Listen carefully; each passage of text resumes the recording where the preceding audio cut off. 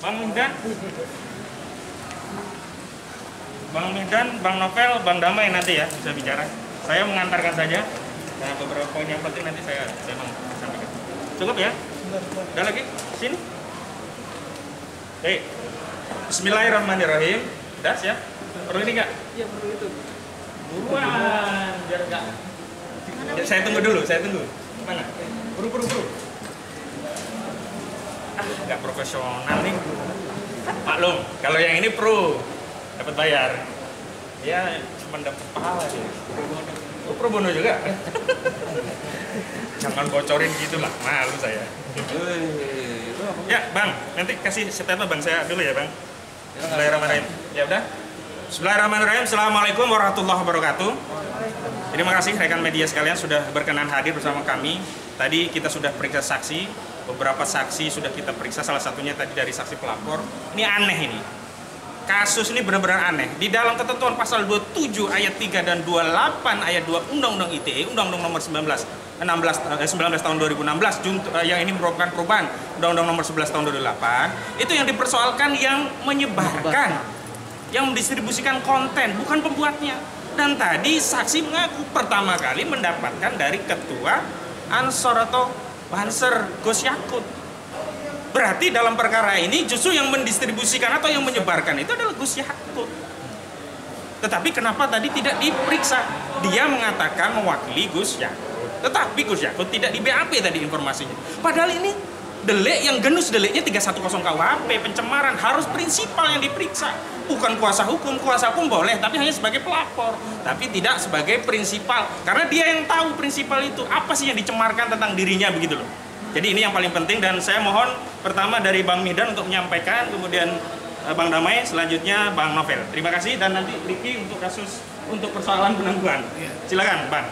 Jadi yang pertama benar apa yang disampaikan oleh rekan kami tadi bahwa karena dakwaannya ada dua pasal ya, pasal 27 dan pasal 28. Yang berkaitan dengan pasal 27 ini adalah konten itu disebarluaskan oleh siapa. Itu jelas. Tetapi memang menarik sebetulnya kami mempelajari dakwaan tidak diketemukan, bahkan pelapor itu kami juga kaget bahwa saksi yang dihadirkan dalam BAP ini adalah berdasarkan laporan-laporan itu tidak ada di dalam uraian dakwaan. Karena dakwaan pada pasal 27 itu mestinya juga mengantarkan laporannya kapan, di mana penyebarannya, siapa saja yang menyebarkan, baru konten terhadap pencemaran itu. Bagaimana bisa? Nah ini menurut kami menjadi bagian terpenting dalam menggali fakta persidangan terhadap dakwaan jaksa.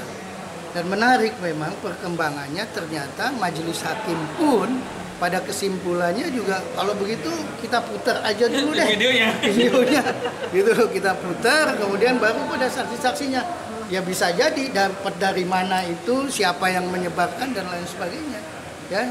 Tetapi bagian lain adalah memang ini kami mendahului bahwa persoalan terhadap apa yang disampaikan klien kami ini lebih pada kritik membangun ya. Kritik membangun ini harus disikapi tidak begitu saja sebagai satu tindak pidana, tetapi lebih pada nuansa kepentingannya apa, sebetulnya kepentingan lebih besarnya apa, itu yang harus menarik perhatian publik ya, menarik perhatian pejabat-pejabat yang bersinggungan dengan masalah hukum. Ini harus diutamakan ya. Kalau itu kebetulan hanya bagian kritik membangun, mestinya menjadi bagian yang diatur juga di dalam Undang-Undang Dasar kita tentang kebebasan berpendapat ya. Menurut hemat saya nanti banyak ahli yang terlibat, baik ahli semantik, ahli bahasa ya, ahli pidana biasa, bahkan juga Undang-Undang ITE. Barangkali kita ke depan saja, mulai besok persidangan akan dibuka dengan memutar video itu secara jelas, kemudian dari mana itu didapat, siapa saja yang mengunduh, yang menyebarluaskan, dan siapa yang menyebar. Saya pikir itu sementara dari saya. Nanti Bang Damai, izin. Apa Bang dipersoalkan tadi sampai marah-marah? Jadi begini, saya hanya menambahkan karena sudah rekan saya, senior saya Bang Mihdan dan rekan saya Ustaz Fauzi ini sudah benar. Saya hanya menambahkan kepada sesuai KUHP, Undang-Undang Hukum Acara yang berlaku, bahwa merujuk kepada laporan ini, satu, orang yang melihat mengetahui pertamanya lah harus menjadi pelapor. Dia menjadi saksi. Dia menyatakan tadi bahwa dia menerima kiriman dari handphone. Makanya saya minta kedua handphonenya, dia sebutkan ada 2 handphone. Saya minta, ya kan? Berarti dia tinggal, berarti tidak ada di dalam jaksa. Ini kebenaran materialnya nih, yang terungkap di persidangan. Berarti tidak ada sama jaksa, harusnya diambil loh, ya kan? Dia bilang ada, cuma saya nggak bawa. Itu jawaban dari dia. Kedua, dia mau putar, itu saya nonton bersama. Oke, tapi dapatnya kan dari temannya. Sehingga yang nonton bersama itu sebagai saksi. Harusnya pelapornya yang mendapat yang pertama, atau karena dialah yang menjadi pelapornya, orang tersebut yang mengirimkan itu harus jadi saksi. Karena bisa menjadi terduga kuat melakukan transformasi, mengirim, mengeser orang tersebut. Gitu loh.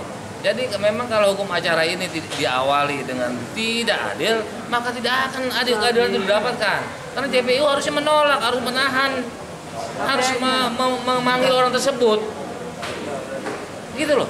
Jadi dari awal hukum acara ini dari polisi ke JPU sudah nggak benar. Jadi ketika hukum itu tidak ditegakkan sejak awal, maka keadilan itu tidak akan didapat.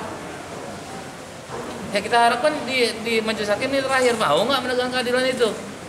Kalau hukum acara nggak benar, ya materinya pun tidak akan benar. Itu prinsip logika hukum.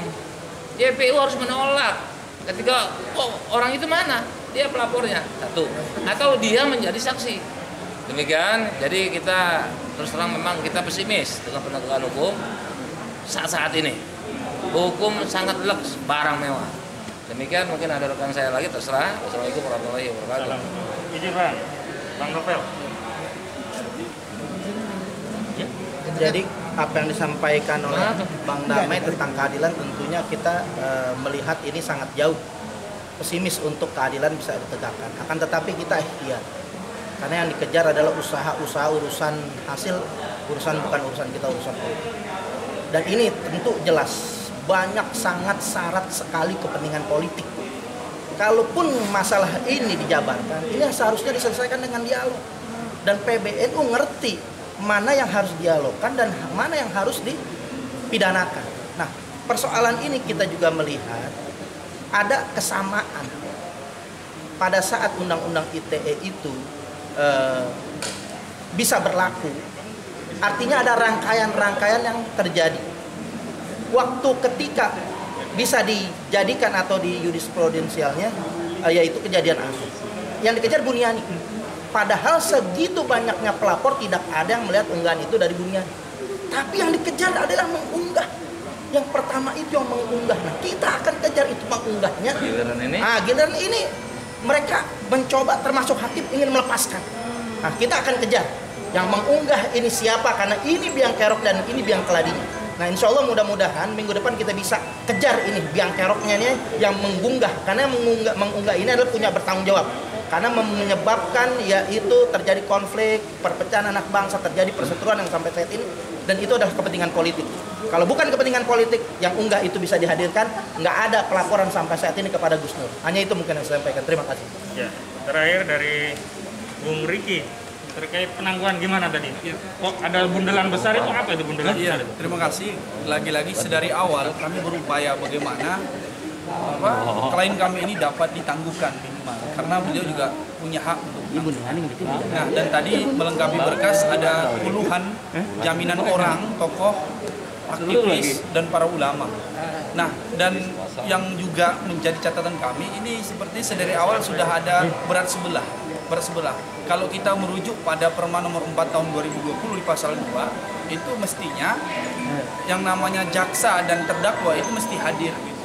Hadir agar apa? Agar kebenaran materi itu terbukti di sana. Apalagi kita melihat sekarang dengan alasan Covid, kita juga menyadari itu. Tapi ini kan urgent dan ini dikonsumsi publik, ditunggu-tunggu banyak publik. Oleh karena itu kepentingan umum dan keadilan materi ini kami meminta bahwasanya terdakwa dihadirkan. Kalau tidak, ya berarti mengkonfirmasi. Memang sedari awal itu berat sebelah, berat untuk mengalahkan hak kami sebagai pembela atau pendamping hukum klien kami. Itu harapannya mudah-mudahan bukan depan jaminan orang tadi untuk penangguhan klien kami dapat dikabulkan. Begitu saja. Terima kasih. Mana? Pendampingnya ada berapa? Ada sekitar 100 orang, lebih kurang 100 orang. Tadi sudah kita berikan langsung ke majelis hakim. Itu yang tambahan. Yang kemarin totalnya 100. Totalnya lebih kurang 100. Itu saja mungkin. Terima kasih. Assalamualaikum warahmatullahi wabarakatuh. Terima kasih ya. Terima kasih banyak. Nama saya Rizky Fatama Jaya, SHMH.